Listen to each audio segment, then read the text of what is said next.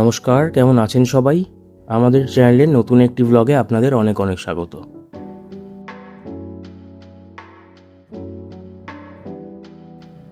তো প্রথম পর্বে আমরা আপনাদের সামনে তুলে ধরেছিলাম কিভাবে প্রকৃতির অপরূপ দৃশ্য উপভোগ করতে করতে আমরা আমাদের গন্তব্যস্থলে পৌঁছাই।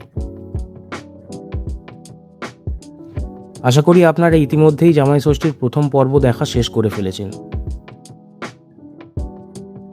আমার বিশ্বাস জামাই ষষ্ঠীর এই দ্বিতীয় পর্ব আপনাদের হতাশ করবে না।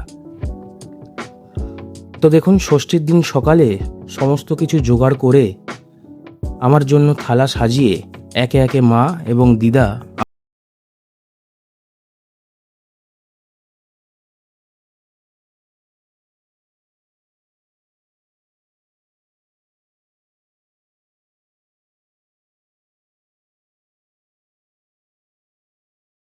আশীর্বাদী পর্ব শেষ হওয়ার সাথে সাথেই আমরা সবাই মিলে জমিয়ে খেতে বসলাম। খাবারে ছিল লুচি, আলুর দম, আম, কাঁঠাল, লিচু, বিভিন্ন রকমের মিষ্টি, সন্দেশ, আরও কত কি। আর দেখুন, এই দই আমার শ্বশুরমশাইয়ের নিজের হাতে তৈরি। যাই বলুন, কেনা দইয়ের থেকে ঘরে বসানো দইয়ের স্বাদ অনেক গুণ ভালো।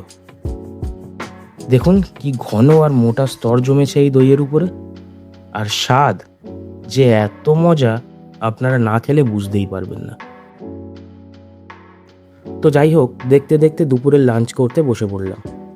আজ লাঞ্চে ছিল জিভে জল আনা নানা রকমের খাবার দাবার। প্রথমে সাদা ভাত, ঘন মুগের ডাল আর 5-6 রকমের ভাজাভুজি। তারপর ছিল আজকের শো স্টপার, পোলাও, মাটন কষা এবং আলু দিয়ে মাটনের ঝোল। আর শেষ পাতে আম, মিষ্টি, দই তো ছিলই। তো চলুন, খাওয়ার সময় আর কথা বাড়াবো না, বাকিটা আপনারা দেখতে থাকুন আর মনে করুন যেন আপনি নিজেই এই খাবার খাচ্ছেন।